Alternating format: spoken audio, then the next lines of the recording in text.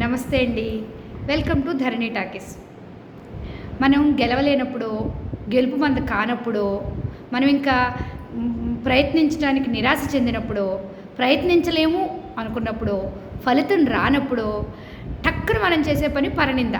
వాళ్ళ వల్ల ఇలా అయింది, వీళ్ళ వల్ల ఇలా అయింది అని. మనకి రోడ్డు మీద నడుస్తున్నప్పుడు ముళ్ళు గుచ్చుకుంటే జాగ్రత్త పడాల్సింది మీరు. కాళ్ళు మీవి, నొప్పి మీది, దారి మీది, లక్ష్యం మీది అయినప్పుడు ఆ ముళ్ళనో రోడ్డునో తిట్టుకుంటే ఎలా అండి? ఎలాంటి చెప్పులు వేసుకోవాలి, దారి మార్చుకోవాలా, నేను అవతల పక్కకి వెళ్ళాలంటే ఎలా వెళ్ళాలన్నది మీదవుతుంది. ఎవరైతే ఓర్పుతోటి, దానికి తగ్గ తెలివితోటి వాళ్ళ నడకని ముందుకు తీసుకెళ్తారో వాళ్ళే వాళ్ళు అనుకున్న లక్ష్యాలకు వెళ్ళగలరండి.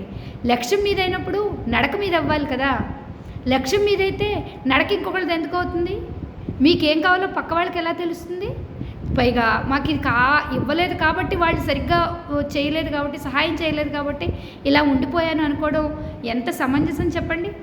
ఇప్పుడు కూడా మన ప్రయత్న లోపం ఏమైతే ఉందో, లేదా మన దృష్టి లోపం ఏమైనా ఉందా, మనం ఏమన్నా దారి మళ్ళాలా, లేదా మనం ఆలోచించే విధానం ఏమన్నా తేడాగా ఉందా అని మనల్ని మనం చూసుకోగలిగినప్పుడు మనకి మన దారి ఎలా వెళ్ళాలో, నొప్పి లేకుండా వెళ్ళాలో, ఇంకోలా వెళ్ళాలో అని ఆలోచన వచ్చినప్పుడు మన గెలుపు మనదే అవుతుందండి. ఎప్పటికీ మన నడక మనదే, మన గెలుపు మనదే. దానికోసం మన ఓటమికి పక్క వాళ్ళు ఎప్పటికీ కారణం కాదు. కారణం అయ్యారని అక్కడ ఉండిపోయి వారి గురించి తిట్టుకోవడం, లేదా వారి గురించి ఆలోచించుకోవడం మనకు అస్సలు మంచిది కాదు. ఆలోచించండి. Thank you.